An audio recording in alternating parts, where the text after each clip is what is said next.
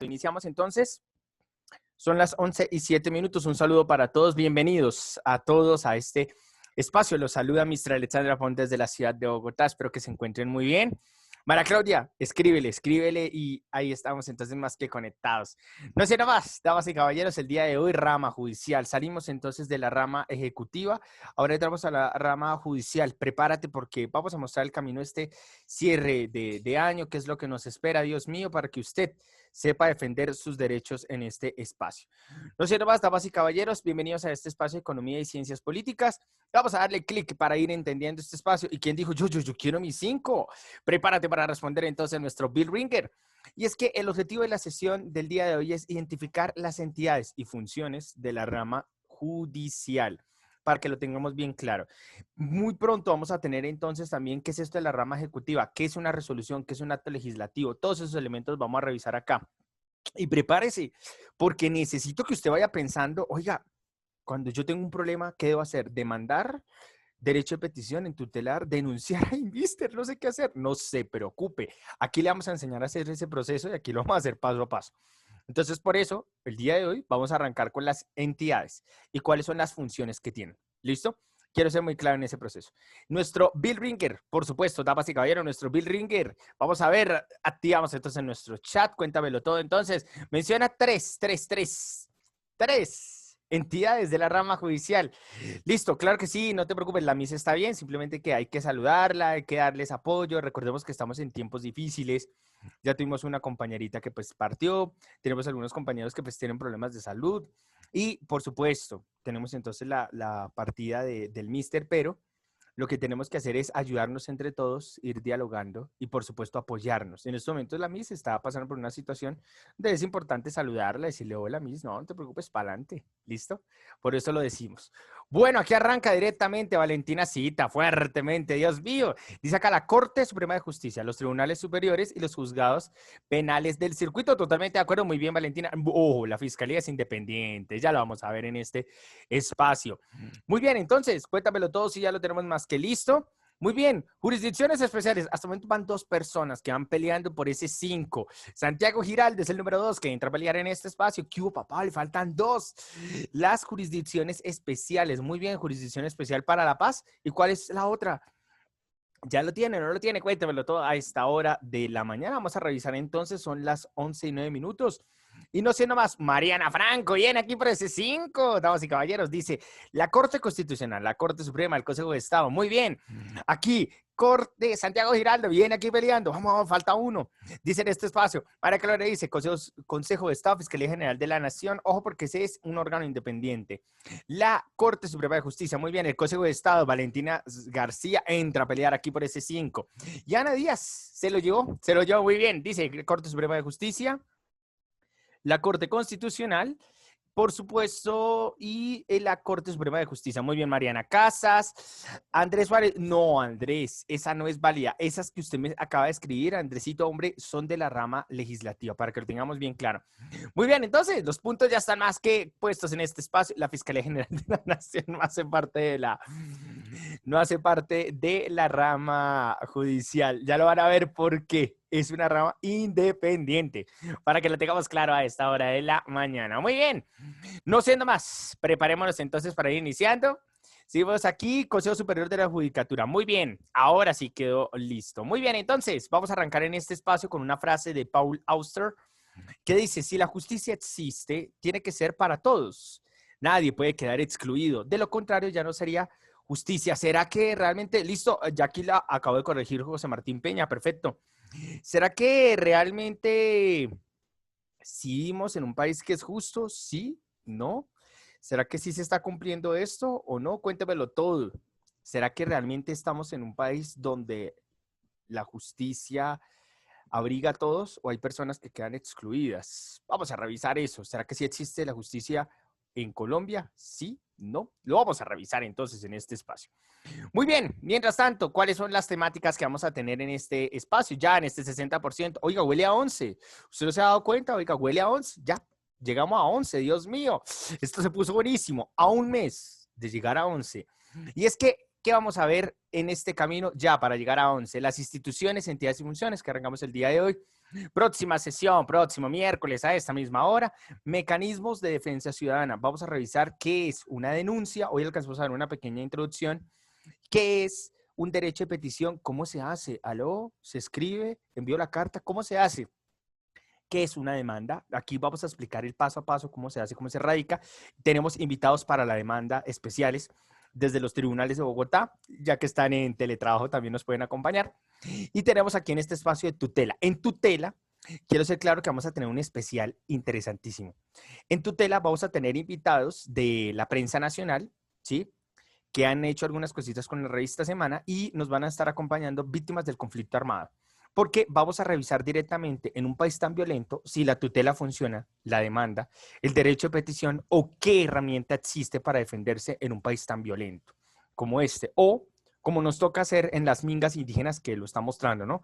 Venirse hasta Bogotá para protestar, para que exista un poco de justicia frente al asesinato de alrededor de 70 masacres sumados a 106 líderes sociales asesinados en Colombia a esta fecha. No sé más, es el camino que tenemos con invitados especiales, con análisis y por supuesto con situaciones.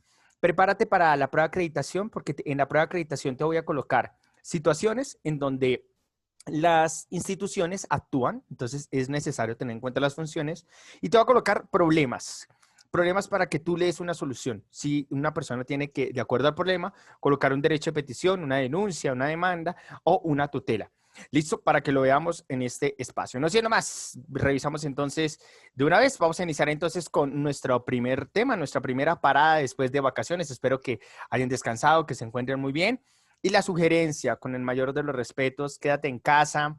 Acuérdate que sí es necesario tomar un poco de aire, pero viajar en estos momentos es un poco riesgoso y por supuesto cuida ante todo tu salud frente a las cosas que hagas.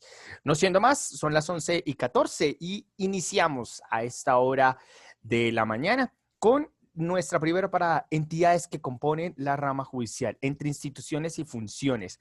Vamos a revisar cuáles son esas instituciones y funciones y por qué es necesario entender esto. Mire, muchas personas contratan a un abogado para que le resuelva esta duda. Y el abogado lo que hace es entender el problema para revisar hacia dónde va. Muchas personas lastimosamente se dejan vulnerar sus derechos porque no saben que existen estos elementos ni saben cómo se hace el proceso. Es necesario entender en Colombia esto. Y lo peor del caso es que a mí me gustaría tener una clase para las jurisdicciones especiales, para el Consejo Superior de la Judicatura y dar caso por caso. Pero lastimosamente en esta corta sesión tenemos que ser muy claros. Y por supuesto que hay juego y preguntas en este espacio. Ok, cuéntamelo todo si ya lo tenemos más que listo porque vamos a revisar entonces, nada más ni nada menos, vamos a revisar entonces este espacio de instituciones y funciones. No se deje vulnerar sus derechos, pero antes de dejárselos o no, usted tiene que reconocer muy bien qué entidades defienden sus derechos y cómo lo hacen. No siendo más, vamos a darle clic en este espacio. ¿Alguna duda, alguna inquietud hasta el momento? Usted debe tener en cuenta que en este país vulnerar los derechos es muy sencillo. Y es que se aprovechan de la ignorancia de las personas al desconocer este tipo de instituciones y cuáles son sus funciones. Tenemos en este país y con el respeto de las alcaldías, tenemos funcionarios que vulneran, hacen lo que quieren, tienen consejos que les patrocinan unos actos de corrupción y la gente termina despidiendo una parte de su mermelada, mano exigiendo qué están haciendo con sus impuestos. En este país la gente se queda callada también por ignorancia. Entonces es necesario entender qué entidades existen y para qué sirven y entender qué solución hay. El día de hoy voy a colocar un caso muy polémico que va a ser de derecho de familia. ¿Qué va a ser esto de las comisarías de familia? ¿Por qué no caen directamente en un juzgado, sino que terminan en un centro de conciliación? Y ahí es en donde vamos a ver la gravedad del asunto. ¿Sí? Cuando usted sabe para qué sirve cada entidad, usted sabe realmente utilizarlas. No siendo más, vamos a darle clic en este espacio y es que lo primero que usted necesita reconocer, ¿qué es la rama judicial? La rama judicial es un conjunto de entidades, pero quiero ser claro con esto. Y por favor, espero que quede muy recalcado. Me da tristeza es que en 11 uno vuelve a retomar este tema, pero ya desde un marco internacional, ¿sí? Para que usted sepa cómo, por ejemplo, uno utiliza la Corte Penal Internacional. Pero en este espacio quiero ser claro que la rama judicial tiene entidades que tienen esta función: regular, vigilar y castigar el incumplimiento de la normatividad. quiero ser claro en este proceso. Los que van a estudiar derecho, por favor, vayan a ir revisando qué es derecho procesal, porque el derecho procesal es prácticamente una de las ramas más importantes de la rama judicial. ¿Qué es el derecho procesal? El derecho procesal es el que evalúa, investiga y redacta el paso a paso de la normatividad, el cómo se está cumpliendo y en qué momento existe un incumplimiento del paso a paso cuando se aplica la justicia. Entonces, quiero ser muy claro, porque el objetivo de la rama judicial es es tener unas entidades que regulan, vigilan y castigan el incumplimiento de la normatividad. La normatividad, entiéndase, desde una resolución, un acto legislativo, un decreto, ¿listo? Un código y la ley. Quiero ser claro ese conjunto de elementos que vamos a profundizar cuando lleguemos a la rama legislativa, ya prácticamente la próxima sesión. ¿Hay alguna pregunta, alguna inquietud? Quiero ser claro en eso. ¿Listo? Entonces, qué pena, pero es que qué pena, yo soy policía. Entonces, yo policía vengo aquí a castigarlo y a colocarle a usted y no, pues cómo vamos a ahí sí hay mil maneras, qué pena. Usted lo que hace es defender a los ciudadanos. Usted no es justicia. Es que el ejército viene aquí a intervenir en un conflicto. Qué pena. Usted debe proteger a la ciudadanía. Usted no tiene facultades ni está autorizado para poder tomar en tela de juicio, ni asumir realmente una regulación, ni mucho menos un castigo ante un incumplimiento. Quiero ser claro en eso. O sea, una cosa es pertenecer al Ejecutivo, como lo son las Fuerzas Armadas, que ellas lo que hacen es cuidar el bienestar y la soberanía de los colombianos. Y otra cosa es que ellos se sientan con potestad de venir a juzgar. Quiero ser claro en eso. Si me va a realizar un juzgamiento, siempre ante todo necesito un abogado y eso lo determina un juez. No caiga en pánico, porque quiero ser claro en eso. El uso de las armas en el escenario colombiano por la fuerza pública es para proteger a los ciudadanos y la soberanía nacional, no para apuntarla contra los ciudadanos, ni mucho menos para juzgarlos y presionar si no se obedece. Ahí ya caemos en un acto de corrupción, para que lo tenga bien claro en ese espacio. ¿Listo? Y ese cuento de existen 10.000 maneras de resolver esto, 100.000 maneras, es totalmente falso. ¿Listo? Porque ellos no tienen esa potestad. Quiero ser claro. Si usted tiene una multa de tránsito y la quiere refutar, usted lo puede hacer frente a un juzgado. ¿Sí? No hay ningún problema. Usted tiene esa potestad. No sé nomás, ya que entendemos que es la rama judicial, vamos a de una vez a dar clic. Y lo primero es que uno debe entender que existen las cortes altas, medias y bajas.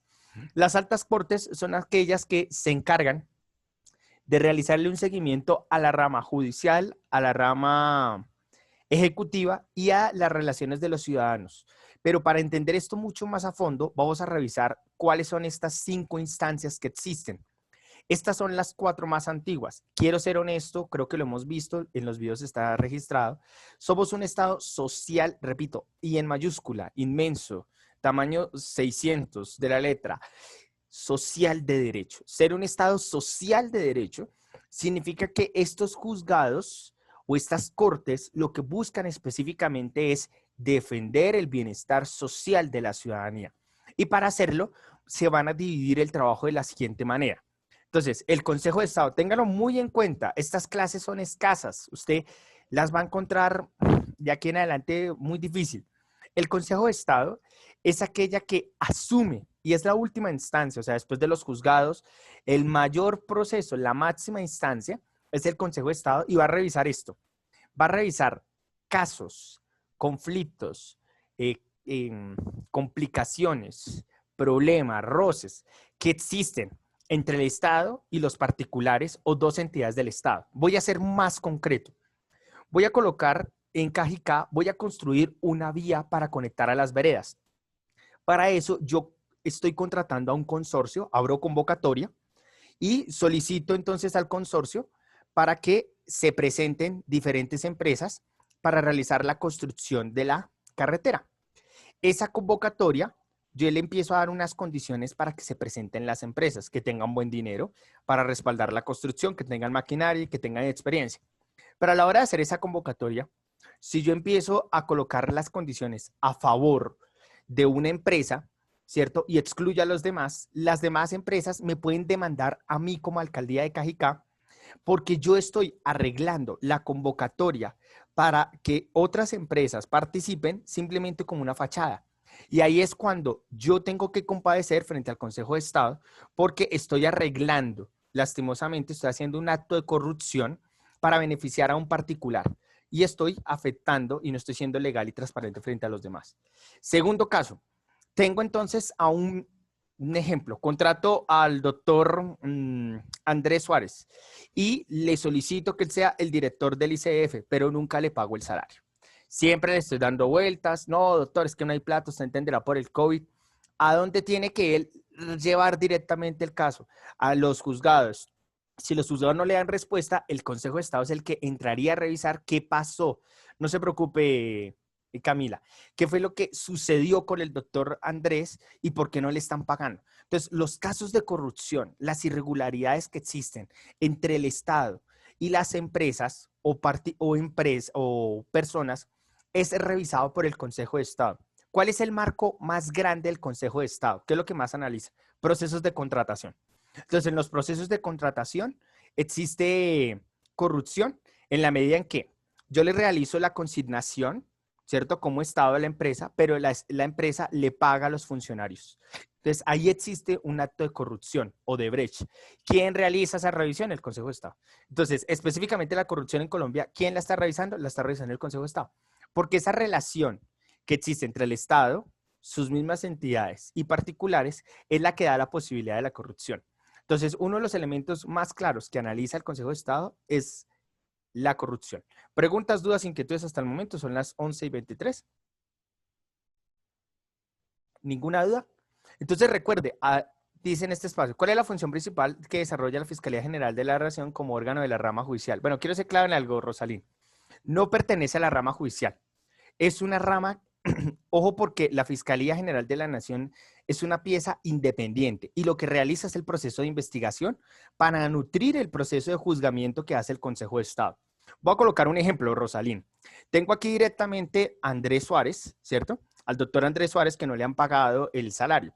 ¿Cuál es el papel de la Fiscalía? El papel de la Fiscalía es recolectar el material probatorio para llevarlo directamente al Consejo de Estado para que los jueces realicen la revisión de la investigación y puedan dictar una sentencia a favor del doctor Andrés Suárez o en efecto a favor del ICBF. Entonces, ojo porque, y le agradezco mucho su pregunta, Rosalín, pero quiero ser claro que la Fiscalía lo que hace es un proceso de investigación, no realiza un proceso de juzgamiento.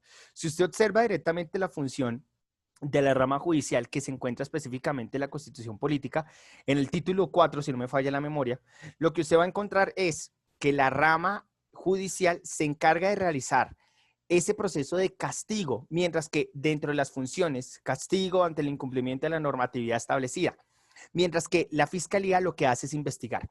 Entonces, ¿qué hace la Fiscalía? La Fiscalía realiza el proceso de investigación y le lleva el material probatorio o los resultados de la investigación a los jueces de cada una de las altas cortes para que ellos puedan realizar entonces la revisión del material probatorio y logren dictar sentencia. Quiero ser claro en algo. Muchos de ustedes van a ser jueces de la República y usted debe entender que no es solamente la Fiscalía la única que recoge material probatorio. Existen sesiones en donde se hace un llamado por parte de las Cortes a versiones abiertas. Entonces, ¿qué significa la versión abierta? Que eso se aplica más que todo en la JEP y en la Corte Suprema de Justicia.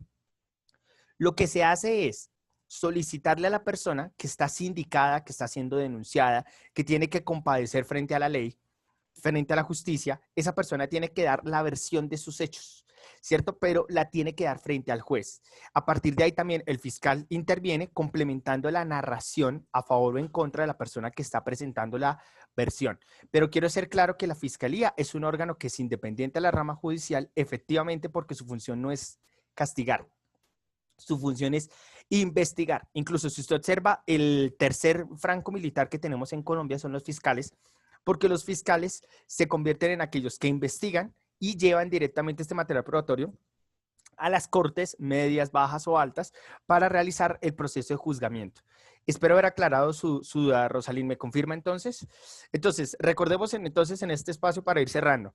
El Consejo de Estado básicamente lo que hace, y tengámoslo muy claro, por favor, piedad de Dios, lo que hace es revisar estos casos donde están involucrados el Estado y los particulares o dos entidades estatales. Pero básicamente el problema que revisa el Consejo de Estado es el proceso de corrupción. Eso es prácticamente lo que está revisando. Por eso se destituye.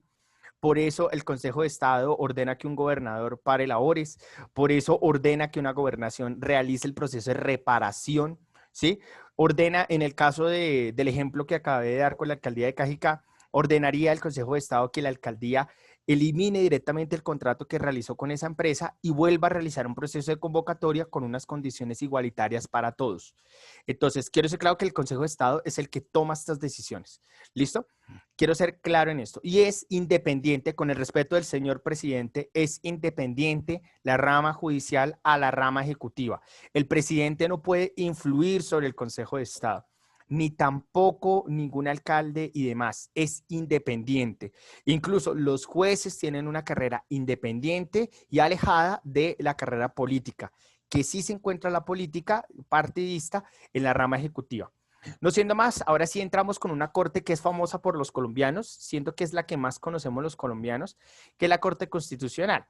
La Corte Constitucional tiene una misión que es grandísima, que es cuidar la integralidad de la Constitución. Quiero ser claro en eso. Pero además de eso, es la que asume demandas o tutelas que se consideran como inconstitucionales. ¿Qué quiere decir? Voy a colocar dos ejemplos muy puntuales.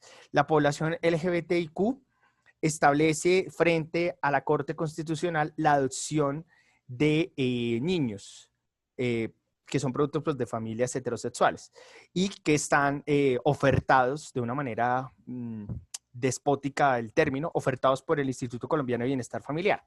Entonces, ¿qué hace directamente la Corte Constitucional? Revisa si es legal o no, si en los parámetros de la ley se puede realizar ese proceso de adopción de hijos por cuenta de familias que pertenecen a la comunidad LGBTIQ. De igual manera, otro ejemplo muy famoso de la Corte Constitucional es, por ejemplo, el aborto. ¿Quién está revisando el aborto? El aborto lo está revisando la Corte Constitucional. Está revisando si las 4 causales se pueden ampliar a una quinta. Y a partir de ahí, ¿por qué lo hacen? Porque ellos cogen las situaciones y las comparan con lo que dice, ya le voy a responder Carlos Muñoz, y los comparan con lo que manifiesta la Constitución Política en el título número 1 de Derechos Fundamentales, y a partir de ahí dicta una sentencia a favor o en contra. Entonces, la Corte Constitucional es la que revisa si las acciones que hacen los ciudadanos son legales o no y si tienen una autorización por cuenta de la ley para su elaboración, pero siempre y cuando con la autorización de la Corte Constitucional. Quiero ser muy claro en eso. Hay otro problema, antes de ya darle la palabra a Carlos y a Santiago Giraldo, hay otro problema que ustedes deben tener en cuenta. Cuando un general, y más en un país como este, cuando un general toma decisiones del Ejecutivo, también es llamado por la Corte Constitucional, porque las funciones que hace ese militar son de carácter de defensa a la ciudadanía, no son de carácter administrativas. Entonces hay que tener en cuenta también que en ese proceso se les hace un llamado. De igual manera, cuando existen masacres, no solamente la Corte Suprema de Justicia, sino que la Corte Constitucional también hace un llamado porque existe un incumplimiento de unos parámetros establecidos en la Corte Constitucional. Bueno, vamos a revisar aquí. Carlos Muñoz dice, Mister, si el libre desarrollo de la personalidad es un derecho constitucional, ¿por qué el colegio se vulnera ese derecho? No, el colegio no vulnera el derecho. El colegio lo que pasa es que hay que ver una cosa, Charlie, y podemos colocarlo un ejemplo con el uniforme, ¿sí? Y es que obsérvese que cuando usted ingresa a una institución privada, usted firma un contrato que se llama matrícula, ¿sí? Y en el contrato de matrícula a usted le establecen unos parámetros para la convivencia y los parámetros de, ¿cómo se llama eso? Se está olvidando. Es que ese debate ya lo tuve hace 2 añitos. Lo que pasa es que el colegio a usted le deja unas reglas de juego y tras derecho tiene un manual de convivencia que le dice a usted cómo directamente se tiene que comportar, vestir y expresar usted en ese lugar. Fuera de ese lugar, usted ya cuenta con su autonomía. Sí y solo sí, usted no muestra insignias de la institución. Quiero ser claro en eso, ¿sí? Ese es como el bache que se sostiene en ese espacio.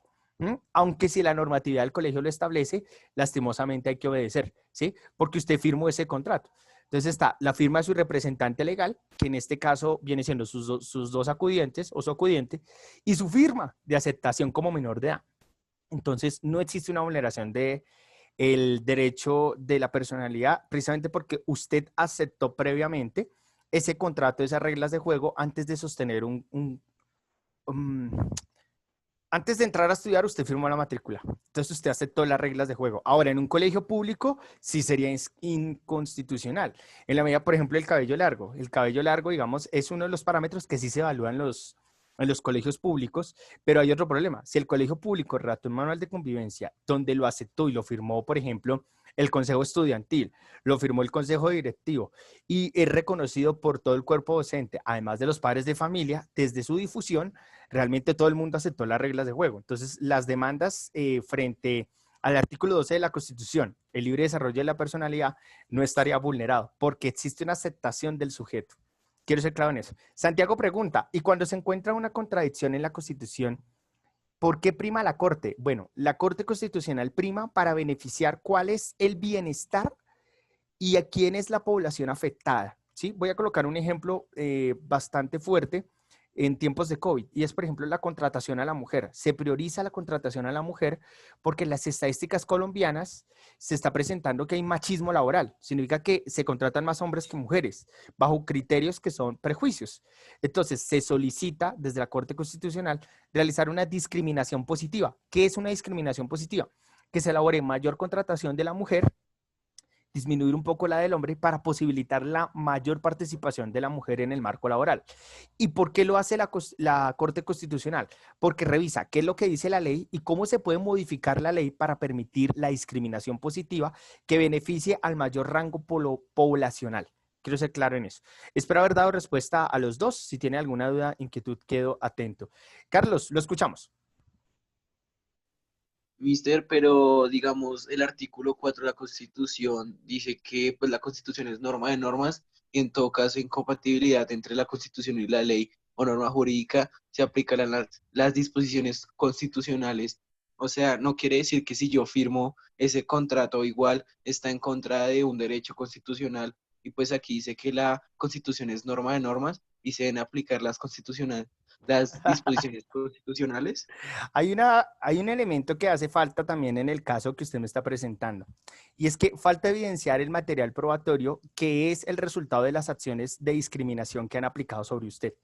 Si las acciones para hacer cumplir, por ejemplo con el cabello largo, si las acciones para hacerlo cumplir a usted la ley acuden a un elemento de represión y vulneración a su decisión, ahí ya tiene material probatorio para que se aplique la Constitución.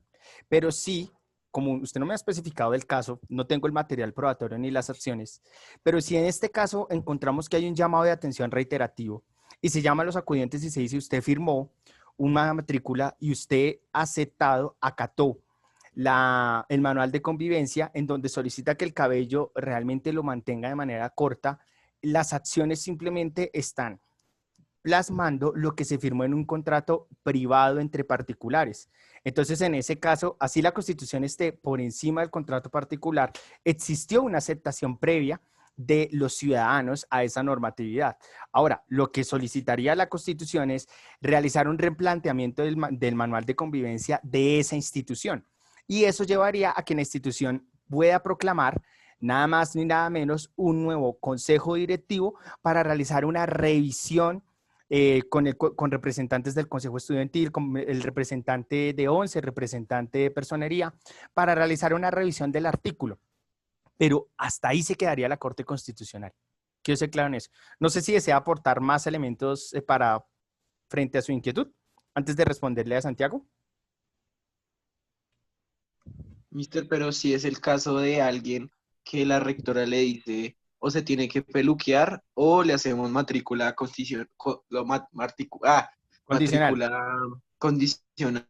Depende, porque Y sí. entonces, y si a uno lo llevan a peluquearse, ¿Pero quién? o s- o sea, la rectora lo lleva a uno a peluquearse. No, no se puede. Primero, porque la competencia, o sea, quiero ser claro, la competencia específica estamos hablando de un colegio X, ¿no? No, no es de Bosques, pero la competencia es clara en algo. La rectora lo que hace es velar por, y al igual que las coordinaciones, velar por el cumplimiento del manual de convivencia, que es ese contrato particular que usted está haciendo con el colegio. Hasta sugerir es válido, pero ojo, Charlie, sí debe existir el protocolo. El protocolo es primer llamada de atención, Luego, la comunicación ante los padres de familia frente a un proceso de citación. Firmas de acuerdo, pero para llegar a la matrícula condicional, que ya tiene otro carácter, debe estar ese protocolo, ese paso a paso entre el manual de convivencia. Porque si se hace por amenaza, estamos incurriendo precisamente en un proceso de violación a los derechos del ciudadano. ¿Sí? Porque yo no puedo amenazar cuando no estoy cumpliendo con el protocolo. El debido protocolo es cumplir el paso a paso. Y mucho más grave es lo que usted me cuenta, Charlie. Y es que si existe yo lo voy a peluquear y yo mismo lo voy a llevar, si el rectora llega a asumir esta posición, existe una vulneración total al derecho, y así la Corte Constitucional no solamente ordena la modificación del manual de convivencia, sino que ahí ya tendrían otras acciones legales, porque es competencia de peluquear o no el menor de edad de los papás, porque los papás son los representantes legales. Ahora, si en el manual de convivencia, y lo dudo que en este país exista, dice que el rector tiene toda la potestad y hace firmar una aprobación a los padres de familia para irlos a llevar a la peluquería, pues bastante polémico. Igual en ese caso, sí tendría respaldo la Corte Constitucional, pero de lo contrario, si se hace el debido protocolo, llamar, hacer la solicitud, sí se puede colocar la matrícula condicional. En la medida que se firmó, se hizo a conciencia, se difundió el manual de convivencia, hay una aceptación de todas las partes. Existe un incumplimiento, así que se le dice al estudiante, se cita a los papás y se colocan medidas para poder realizar el correctivo. Ojo, acorde al manual de convivencia que fue aceptado por las partes. ¿Listo? Entonces, quiero ser claro, eso no pasa en bosques. Quiero ser claro que en bosque no, o bueno, en lo que yo llevo no he visto elemento polémico, no. Se le sugiere, por favor, realice el corte, acuérdese que pues está establecido en el manual de convivencia y las personas lo hacen. Si la rectoría acude a ese proceso, coordinación, saca la máquina, no, grave. Si le hicieron eso, pues hay que revisarlo. La verdad no tenía conocimiento frente al tema, pero ahí le toca revisar el manual de convivencia. Si a usted le sucedió eso, tiene que revisar el manual de convivencia. Y en el manual de convivencia debe estar todo el protocolo, el paso a paso, para que lo tenga en cuenta. Listo, dice en este espacio Santiago, dice, y cuando se encuentra una contradicción en la Constitución, regulación justa y equitativa. Quiero ser claro que aquí hay una cosa, Santiago Giraldo, ¿sí? Para Santiago Giraldo, para que quede claro. Me está diciendo regulación justa y equitativa. Quiero ser claro que el bienestar de las personas también significa que existen discriminaciones que son positivas, en el ejemplo que estaba colocando anteriormente. Discriminaciones positivas como atención priorizada a mujeres embarazadas y personas de la tercera edad. ¿Y eso quién lo está condicionando? Lo condiciona la Corte Constitucional, porque permite que existan discriminaciones que beneficien a unas porciones de la población que no lo pueden hacer. ¿Listo? Para que usted lo tenga en cuenta en ese espacio. ¿Listo? Charlie, espero pues entonces haberle colaborado en Es este una espacio. preguntita ahí Sí, rápida. sí, Por señor, lo escuchamos. ejemplo, en el caso de la contradicción de la Constitución, que una parte dice que el ciudadano tiene derecho a protestar y otra parte dice que la policía tiene derecho a retirarlo si están ocupando una vía pública o, bueno, el caso. Sí. Entonces, en ese caso, la Corte Constitucional, ¿por quién debería primar?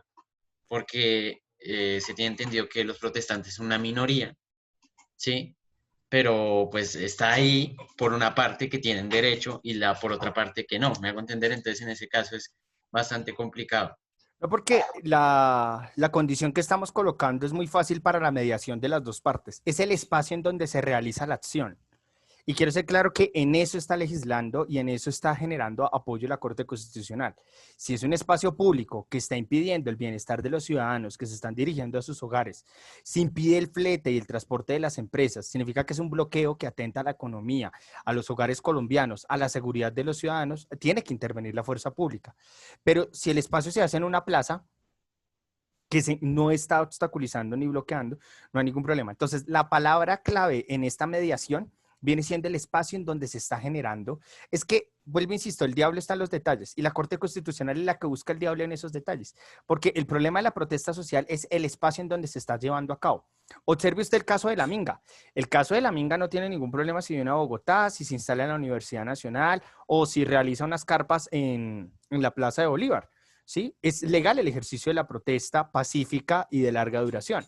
Sin embargo, ¿dónde cae en la constitucionalidad? Cuando no se solicitan los permisos frente a la alcaldía para hacer un plan de movilidad diferente y afectamos a la ciudadanía con vandalismo o cuando realizamos una toma de las calles, porque la palabra espacio no fue aclarada entre las partes. Ni cuándo, ni qué espacios se van a intervenir, ni cuándo para que ambas partes tomen medidas. Entonces, quiero ser claro que en eso sí defiendo la Corte Constitucional, porque la palabra clave es el espacio donde se realiza la acción. Muy bien, no siendo más, entonces vamos a irnos ya. Dios mío, se está pasando el tiempo, yo creo que alcanzamos a jugar. Al menos las preguntas las dejaríamos para la próxima sesión. Y es que vamos a encontrar nosotros en estos momentos ahora el Consejo Superior de la Judicatura. ¿Listo? No se preocupe, Santiago. El Consejo Superior de la Judicatura lo que está buscando es redactar la regulación que castiga el incumplimiento de la administración de la justicia. Voy a colocar un ejemplo muy concreto. Tengo entonces a la jueza Estefanía Forero. La jueza realiza su proceso limpiamente, ella no recibe dineros ilícitos de ningún lado, ella es honesta y correcta. El Consejo Superior de la Judicatura la va a autorizar para que ella continúe su ascenso profesional. Pero si tenemos otro juez que está recibiendo dineros bajo la mesa para que elimine material probatorio, para que descalifique el trabajo de la fiscalía, para que dicte sentencia a favor de una de las partes en conflicto, tenemos entonces un juez corrupto. Y él entra a compadecer perdiendo la tarjeta profesional y perdiendo sus funciones en el Consejo Superior de la Judicatura. 2, es que tengo el abogado que me dice, venga papi, es que la papelería cuesta 2 millones de pesos para resolverle su demanda. Usted paga los 2 millones de pesos. Luego le dice, necesito otros 4 millones de pesos para que usted me ayude. Y no hay resultados, no hay evidencias de la radicación frente a juzgados, no hay evidencias frente a una próxima audiencia. ¿Qué hacemos directamente en ese espacio? Lo que hacemos es nada más ni nada menos que llevar directamente la denuncia de este abogado que está sacando dinero, que no está generando resultados frente al Consejo Superior de la Judicatura, porque podemos estar en un proceso de estafa. Recuerde que cuando contrato siempre a un abogado, más allá de decirle, abogado, sigue y se sienta, lo primero que le tengo que preguntar es, nada más ni nada menos, muéstreme cuál es su tarjeta profesional. Eso es lo primero. ¿Y cuál es la rama de especialidad que usted sostiene? De lo contrario, caigo en especulación. Entonces, recuerde que ¿quién castiga a los funcionarios que son corruptos dentro del marco judicial? El Consejo Superior de la Judicatura. Un miembro del Consejo de Estado, de la Corte Suprema de Justicia, que ya la vamos a ver, este problema de las togas que recibían dineros por debajo de la mesa, pues caiga en cuenta que son juzgados por el Consejo Superior de la Judicatura. Listo, hay que tener mucho cuidado con esto porque yo he conocido muchos alcaldes y muchos jueces, jueces que son jueces de garantías en algunos municipios de Cundinamarca, que por tomar tinto con el alcalde, le ayudan al alcalde con algunos casos, ¿sí? Entonces, esto es bastante corruptible, pero la gente no sabe dónde denunciarlo. Entonces dice, si hace parte de la justicia, lo llevo, si lo voy a demandar frente a la Casa de la Justicia o en el Consejo Municipal, pues no voy a tener respuesta porque él trabaja ahí. Entonces, las personas se sienten impotentes. ¿Qué debe hacer uno? Sugerirle, hay que llevar la denuncia frente al Consejo Superior de la Judicatura. ¿Listo? ¿Qué es quién? Detiene el caso y toma directamente la decisión frente a este funcionario. Listo, entonces quiero ser claro, y aquí lo que vamos a subrayar, quiero ser claro que castiga, no solamente redacta las reglas de juego, sino que castiga el incumplimiento de la administración de la justicia. Quiero ser claro. Oiga, ¿y quién va a juzgar al Consejo Superior de la Judicatura? El Consejo de Estado y la Corte Suprema de Justicia es quien va a hacerle el seguimiento a el Consejo Superior de la Judicatura. Mister, ¿quedan en el mismo edificio? No, es diferente. Ok. Profe, ¿la corrupción del alcalde también se encarga en Consejo Superior? No, se encarga el Consejo de Estado. Quiero ser claro, el Consejo de Estado. ¿Mm? Piso 1 y 2. No. Son diferentes. Muy bien, vamos cerrando entonces en este espacio. La Corte Suprema de Justicia, que fue aquella que sostuvo el caso del primero. Y a esos dos primeros, ¿quién lo regula? Ah, claro que sí. Entonces, el Consejo de Estado es regulado por el Consejo Superior de la Judicatura. La Corte Constitucional es juzgada por el Consejo Superior de la Judicatura, al igual que la Corte Suprema. Ahora, la Corte Suprema, este es como el problema, el conflicto de intereses institucionales que uno observa en el marco de la estructura constitucional colombiana. El Consejo Superior de la Judicatura es juzgado por la Corte Suprema. Entonces aquí, ¿se da cuenta? Yo te juzgo, tú me juzgas. Entonces ahí es cuando uno ve los vacíos. Este es el vacío constitucional que hay. Y por supuesto, el Consejo Superior de la Judicatura es el que juzga a la JEP, que ya la vamos a ver a continuación. La Corte Suprema de Justicia es aquella que le resuelve a usted tutelas. Quiero ser claro en eso. Pero es aquel que es la última instancia de la justicia ordinaria. ¿Y a quién juzga? Juzga a ciudadanos, a funcionarios públicos, a miembros de las altas cortes y fiscales. ¿Y qué es lo que hace directamente? Esto es bastante cómico porque la Corte Suprema de Justicia es prácticamente un juzgado, pero que atiende los casos mayores de los funcionarios públicos. Entonces, el caso del señor Álvaro Uribe, ¿sí? Ex senador de la República, estaba en la Corte Suprema. Y ellos fueron los que ordenaron la detención domiciliaria. Ahora, cuando renuncia como senador, pasa a otra competencia. Y la competencia investigativa es la fiscalía y pasa ahora a revisar la fiscalía el material probatorio para apoyar directamente a un juzgado ordinario para que asuma directamente la disposición frente al caso. Quiero ser claro en esta instancia. Dice, mister, ¿por qué Uribe pudieron llevar los casos de él a la fiscalía? Porque el material probatorio estaba simplemente consignado en la Corte Suprema de Justicia. La Corte Suprema de Justicia no solamente se quedó, para responder la pregunta de Charlie, se quedó con el material probatorio aportado por la fiscalía, sino que lo que hizo fue llamar a indagatoria. Cuando llamó a indagatoria, la Corte Suprema de Justicia también recolectó material probatorio, lo cual hizo que este órgano no solamente fuera el que juzgara, sino el que investigara. A partir de ahí, cuando él renuncia a su calidad como senador, vamos a observarlo que ahora la competencia ya no es de la Corte Suprema de Justicia, sino que pasa a la Fiscalía, que la Fiscalía es la que le solicita el material probatorio a la Corte Suprema de Justicia para que el Tribunal Superior Municipal sea el que tome la decisión. Y lo que hicieron es, el material probatorio es válido para continuar el proceso, más se invalida la detención domiciliaria, porque no está mostrando directamente que sea un riesgo para la sociedad. Quiero ser claro en ese espacio. A usted lo detienen porque es un riesgo para la sociedad. No siendo más, cerramos entonces este espacio jugando y cerramos entonces con una de las más polémicas cortes para que usted lo tenga en cuenta en este espacio y es la Justicia Especial para la Paz. La Justicia Especial para la Paz, que nace en el 2016, tiene una función un poco diferente a las anteriores cortes, porque busca la reparación y la verdad, no el castigo. Perdóneme si aquí estoy echándole gel a más de uno, pero es imposible solicitarle a la JEP que tenga condenas, ¿sí? Porque lo que busca la JEP en su sentido jurisprudencial es específicamente la búsqueda de la reparación y la verdad. Y realizar reparación y la verdad del conflicto armado colombiano lo lleva a que tenga estas funciones, a recolectar, a revisar y a dictar medidas de reparación. Si yo le digo directamente a los miembros del ex secretariado de las FARC que tienen que estar en la cárcel modelo, ¿en qué momento le doy garantías para que ellos puedan realizar una reparación a las víctimas? ¿Sí? Cuando necesito es obtener las versiones para que se conozca la verdad, saber qué bienes, qué responsabilidades tenían y para resolver los casos dentro del marco de reparación y verdad. Si se llevan a estos miembros del conflicto armado, no solamente FARC, sino paramilitares, BACRIM, como los surabeños, se llegan a llevar específicamente a la justicia, en este caso la Corte Suprema de Justicia, ¿ellos qué pasaría en ese caso? Pues pagan condenas, pero no estarían contribuyendo a la verdad y la reparación. Entonces, en este caso, la JEP es muy cuestionada por eso, porque la JEP tiene esa búsqueda, es reconocer la información sobre la violencia en Colombia, sus actores, sus implicaciones y generar un grado de reparación a las víctimas, acciones de reconocimiento, acciones de reparación no solamente económicas.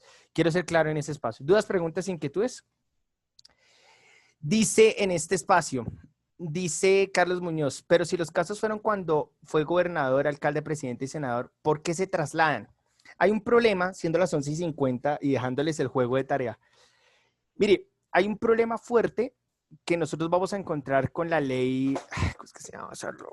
La 489, no. Es que yo la estoy viendo. Leo la ley. Cuando hay un problema de competencias, ¿sí? Las competencias lo que buscan es, si usted está activo en el cargo y renuncia, pasa a otra competencia. Pero si usted finalizó su labor dentro de ese cargo, sí sigue en esa línea. Le voy a dar el ejemplo para que quede más claro, Charlie.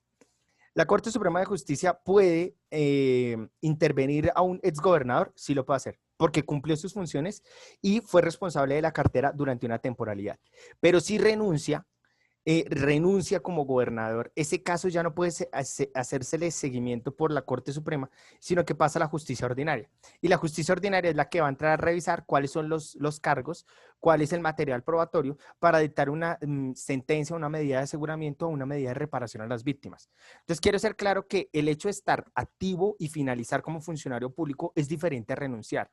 Y el trato de la justicia tiene ese vacío. Creo que hay un problema con la 480, no me acuerdo de la ley, porque realmente existe un problema de competencias allí. Para la próxima sesión vamos a revisar entonces qué es un juzgado de circuito, vamos a revisar qué es un juzgado municipal y vamos a revisar qué son las casas de conciliación. Por el momento los invitamos entonces a desarrollar el juego que se encuentra en plataforma. Es que este tema es muy apasionante. En plataforma se demora menos de 10 minuticos. Es muy chévere este juego. Le invitamos a que lo realice para que quede el 5 de la sesión del día de hoy, para que usted se lleve ese 5 por jugar. Entonces le enviamos aquí el link para que en estos minutos ya de cierre usted pueda elaborar el juego y se pueda divertir. Aquí le estoy adjuntando el link. Las preguntas quedarían entonces para la próxima sesión. Dice Santiago en este espacio. Voy a responderle entonces a Santiago y luego a Maximiliano. Dice Santiago, si una de las partes incumple el tratado que abarca este reconocimiento y reparación admite, ¿qué es lo que pasa con lo consolidado anteriormente? Pasa a la justicia ordinaria. O sea, pasaría, por ejemplo, si el senador Julián Marín, ¿sí?, que es el que se responsabilizó ahorita de 2 magnicidios, llega a incumplir con el proceso de verdad y reparación, por ser senador, pasaría entonces a la Corte Suprema de Justicia y ahí se le va a dictar su medida de aseguramiento o directamente su proceso de reparación. Quiero ser claro. O sea, sale de la Jurisdicción Especial para la Paz y pasa a la justicia ordinaria, de acuerdo a la calidad que sostenga, como senador o como ciudadano del común. ¿Listo, Santiago? Dice en este espacio Maximiliano, mister, pero el caso de Uribe se cambió de entidad, fue cuando realizó el supuesto delito, no ejercía como senador, no. No. Quiero ser claro que el delito por el cual lo están en estos momentos realizando el proceso es acuñado a su anterior administración como presidente, ¿sí? Como presidente y la temporalidad es clara, con nexos paramilitares en el 2002, ¿sí? Pero quiero ser claro que lo que se le estaba indicando en este proceso es la manipulación de testigos. Significa que en derecho procesal, la fiscalía, que es aquella que recolecta la investigación, se dio cuenta que en ese proceso existieron nada más ni nada menos que una manipulación del material probatorio desde los pagos a los testigos. Y a partir de ahí está en estos momentos indicado el abogado Cadena, que realizaba los pagos para modificar la versión de los sindicados. Entonces, a partir de ahí, en el proceso de investigación, cuando se realizó la indagación de qué fue lo que sucedió, aparecieron estos nuevos delitos. O sea, el problema de Uribe es que tiene unos delitos en investigación y en la investigación le aparecieron unos nuevos delitos que su abogado cometió.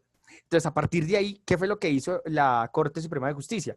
Dictó una medida de aseguramiento para inmovilizar al senador precisamente a seguir generando una manipulación del material probatorio desde los testigos. A partir de ahí, lo que hizo el senador fue renunciar y al renunciar, ¿qué pasa? Ya no es competencia de la Corte Suprema, sino de la justicia ordinaria. Y la justicia ordinaria lo que hizo fue darle beneficio al senador para que salga libre, pero la investigación todavía sigue en curso. Esto no es ningún borrador. Esto va para largo, ¿sí? Quiero ser claro en este espacio.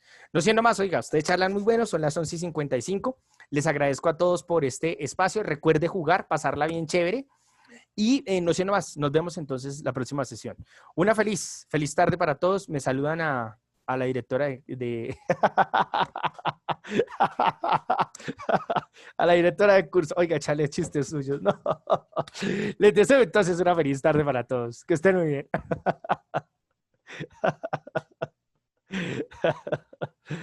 Ay, Dios mío.